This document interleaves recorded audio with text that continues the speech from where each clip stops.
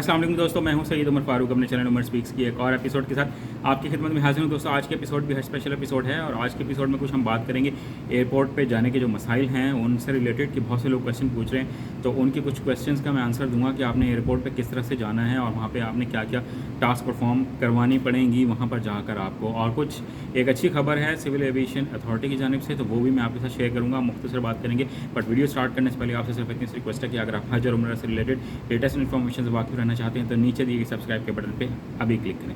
जी तो दोस्तों, सबसे पहले अल्लाह ताला से दुआ है कि अल्लाह ताला हम सब की मुश्किलात और परेशानियों को दूर फरमाए, और जो लोग अभी हज पर जा रहे हैं अल्लाह ताला उनकी इबादत को कबूल फरमाए, और जो लोग नहीं जा पा रहे हैं अल्लाह ताला उनको अनकरीब अपने घर की ज़ियारत नसीब फरमाए, आमीन।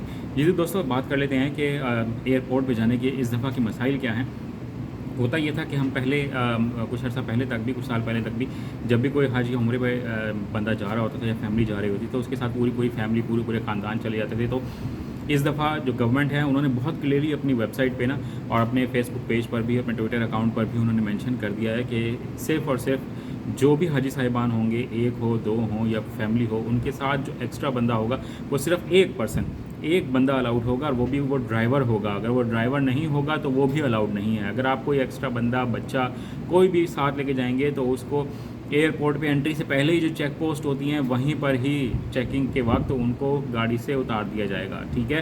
तो आपने एक तो जितना मिलना मिलाना है, जितने हार फूल डालने हैं, डलवाने हैं, वो अपने घर पर ही डलवा लें, या एयरपोर्ट की जो प्रीमिसेस हैं स्टार्ट होने से दूर पहले तक वहीं तक ही करवा कर वो करना, हार फूल डलवा कर मिला के आ जाएँ, आगे आप लोगों को जाने नहीं दिया जाएगा।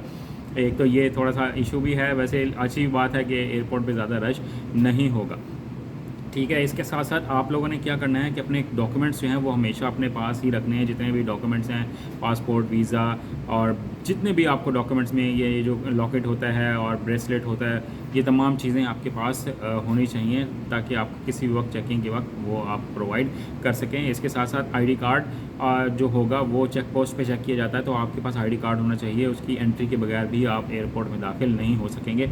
और जो बंदा गाड़ी ड्राइव कर रहा हो उसके पास तो स्पेशली उसका आईडी कार्ड होना चाहिए। अगर आईडी कार्ड नहीं होगा तो वो गाड़ी ड्राइव करके एयरपोर्ट के अंदर भी नहीं जा सकेगा। और ये ज़्यादा प्रॉब्लम मैं आपको बता दूं, लाहौर एयरपोर्ट पे बहुत ज़्यादा लोगों को प्रॉब्लम होगा, क्योंकि उसकी बड़ी ही अजीब सी लोकेशन है और उसमें लोगों को घंटों लाइनों में लग कर ना तो एयरपोर्ट पहुँचना पड़ता है। मुल्तान में कंडीशन बहुत बेहतर है माशाल्लाह, यहाँ पे एयरपोर्ट की लोकेशन और यहाँ का जो रोड है और एयरपोर्ट में जो एंट्रेंस है वो लेटेस्ट क्योंकि बना हुआ है, वो उसमें बिल्कुल कोई इशू नहीं है। कराची में भी इश्यूज़ हैं बट इतने नहीं हैं। इस्लामाबाद का एयरपोर्ट भी बेहतर है, वहाँ पे भी आपको कम इश्यूज़ आएंगे। पेशावर का मैंने नहीं देखा हुआ इसलिए मैं वहाँ के बारे में नहीं बता सकता।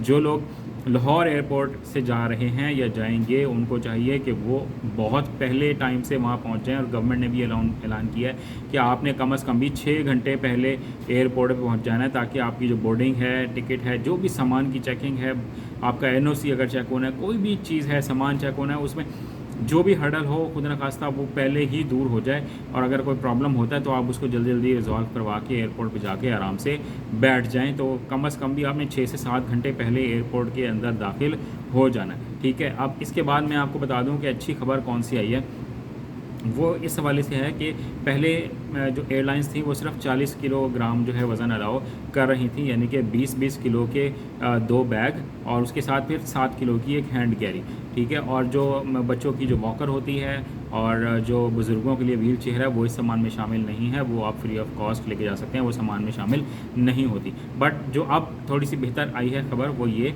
कि अब 40 किलो की बजाय 46 किलो यानी कि 46 kg अब आप लेके जा सकते हैं। उसमें 23 किलो के आप 2 बैग बना लेंगे या 20 किलो के आपने 2 बैग बनाने हैं। ऐसे नहीं करना कि एक बैग आपने 30 किलो का बना लिया और दूसरा बैग आपने 15 किलो का बना लिया, ऐसे हरगिज़ ना कीजिएगा। उसमें आपको हैवी फाइन हो सकता है और उस वक्त आपके पास इतना टाइम नहीं होगा कि आप लोड बैलेंस कर सकें, यानी कि सामान को एक बैग से दूसरे बैग में शिफ्ट कर सकें।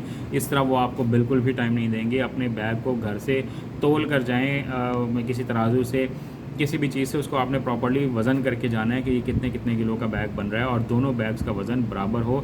जो 46 किलो से कम हो, 46 किलो से ज़्यादा ना हो, बिल्कुल एग्जैक्ट 46 किलो भी ना हो, क्योंकि अगर वहाँ जाते जाते किसी वजह से भी उनका 1-2 ग्राम का भी अगर वज़न ऊपर नीचे हो जाए ना तो उन्होंने आपको बख्शना नहीं है। तो आपने इस किस्म की कोई मिस्टेक नहीं करनी। तो इसकी वजह से आपके काफ़ी सारे पैसे भी बच रहे हैं, क्योंकि 3 किलो पर बैग पे अच्छे खासी अमाउंट है जो पे करनी पड़ जाती है अक्सर लोगों को। तो आपने वापसी पर भी इस बात का ख्याल रखना है कि जो बैग्स हैं उनका वज़न 46 किलो से ज़्यादा ना हो, दोनों का मिला के 23 किलो हो, इससे कम ही हो, इससे ज़्यादा ना हो, अदरवाइज़ आपको अच्छी खासी रकम पे करना पड़ेगी। तो आज की वीडियो में इतना ही है ना, तो चैनल पर करना है तो चैनल को सब्सक्राइब कर लीजिएगा। अपने घर वालों का बहुत ज़्यादा ख्याल रखिएगा।